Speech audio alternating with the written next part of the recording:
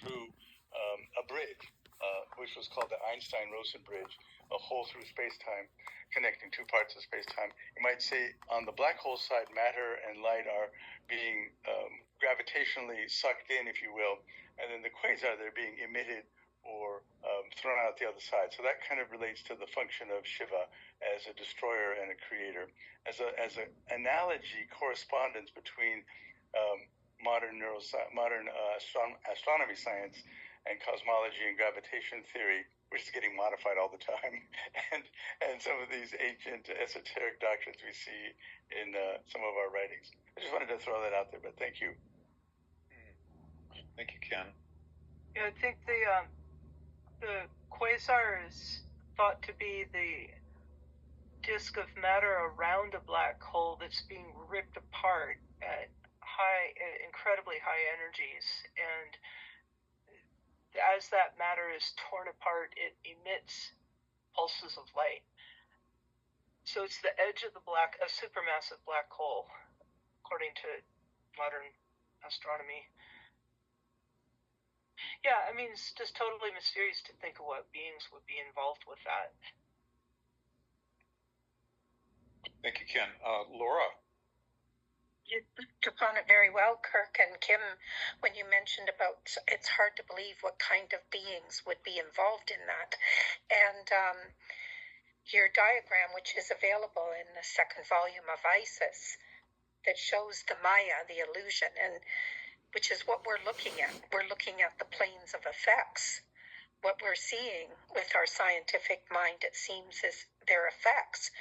But when we look at that larger circle, and we look at what is beyond that larger circle, all the way up to Brahma, we can see that everything that's on the Mayavic plane, everything that we're talking about, is a result of this aggregate of intelligences working on this invisible side of nature. And there must be a tremendous harmony, as was shown in the one video that you shared with, with the development of those protons, with the energy, that video that you showed. You know, that is a result of something that we cannot see. And I think that this diagram on the macrocosm, microcosm, as well as the diagram on page 200 of The Secret Doctrine, indicates that all of this that we see in this diagram exists in every point of space and is not absent from any point of space. And there is where the mystery, I think, is.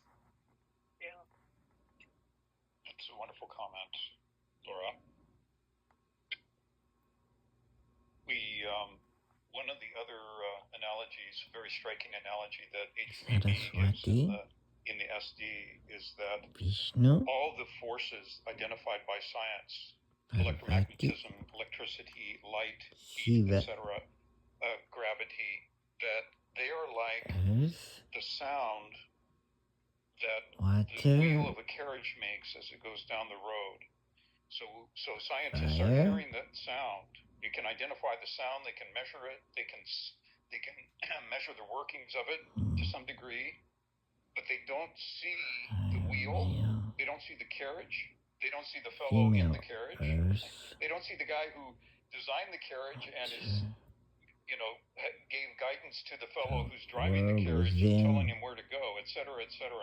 So that we can certainly, as a very basic affirmation that we can make in studying the SD, that whatever we're seeing on the physical plane is but the seventh level of a whole series of causes that are set in motion on deeper levels and much more vast and ethereal levels of nature, including what we call the sun.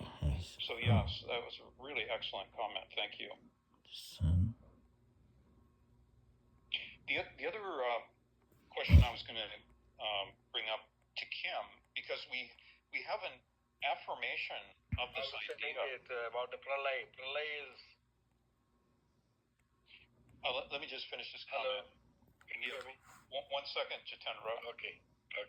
And the Judaism carry on. to mine as well. I just wanted to make end my comment with a question, because we also have science identifying the fact that on a cosmic level, that they are only aware of, can measure and identify 5% of the energy and matter of which the cosmos exists, right? That 95% of what is animating things on a cosmic level is invisible to us, and that's why it's referred to as dark energy and dark matter, which one physicist said we might as well call them Tom and Jerry, because we have no idea as to their constitution or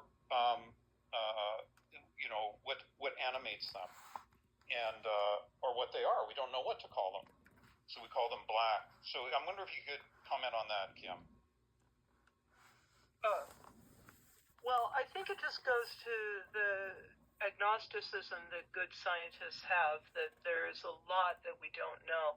I mean, the reason they think dark energy may exist is because of certain aspects of expansion of the universe. But if that is misunderstood, then dark energy might not exist. And dark matter is said to exist because of gravity effects. If we are misunderstanding gravity, then it may not be that dark matter exists. So I think it's sort of a placeholder for the unknown. Yeah. Basically, whatever we call it in words, we shouldn't get caught up on those words. Scientists are saying we don't know. Yeah, but all of those ideas that we're only seeing 5% is based on measurements that have been identified and repeated over decades, having to do with the recognition of the expansion of the universe, that there is an energy, a vast reservoir of energy, and then that acceleration is not slowing down. In fact, it's increasing. So, but there is a basis for us making the assumption. It's not a but scientists also say we don't know. You know, we're willing to let go of that hypothesis if other evidence comes in counter to it. Sure. So given everything we have so far, this is what seems logical, but we're not married to it. Yeah. Okay. Thank you. Judy.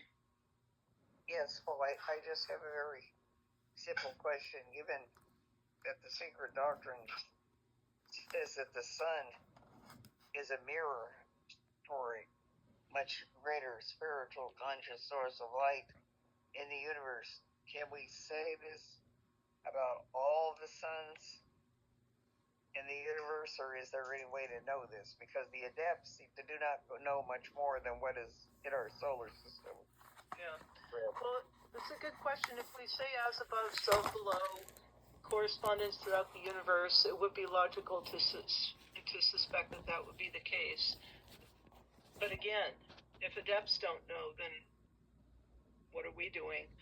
I think the meaning of it all is basically shown in this William Wordsworth poem. That basically, I could read it as an end if you want for the session, but basically that there's something transcendent within us that could inspire us for greater love. Why don't you do that, Kim, to close the meeting? Okay, so this is a section of the poem, a bigger poem, from William Wordsworth. He looked, ocean and earth, the solid frame of earth, and ocean's liquid mass in gladness lay beneath him. Far and wide the clouds were touched, and in their silent faces could he read unutterable love. Sound needed none, nor any voice of joy. His spirit drank the spectacle. Sensation, soul, and form all melted into him. They swallowed up his animal being. In them did he live, and by them did he live. They were his life. In such access of mind, in such high hour of visitation from the living God, thought was not. In enjoyment it expired. No thanks he breathed, He proffered no request. Wrapped into still communion that transcends the imperfect offices of prayer and praise, his mind was a thanksgiving to the power that made him. It was blessedness and love. Thanks, everyone, for attending, for your attention and questions and comments. And thank you so much, Kim.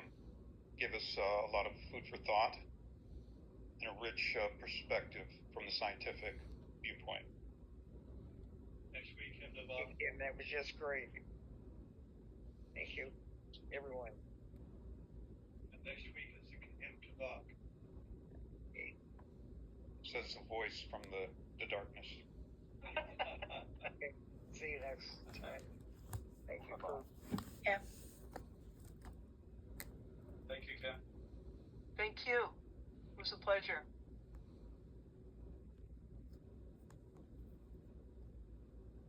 Thank you so much.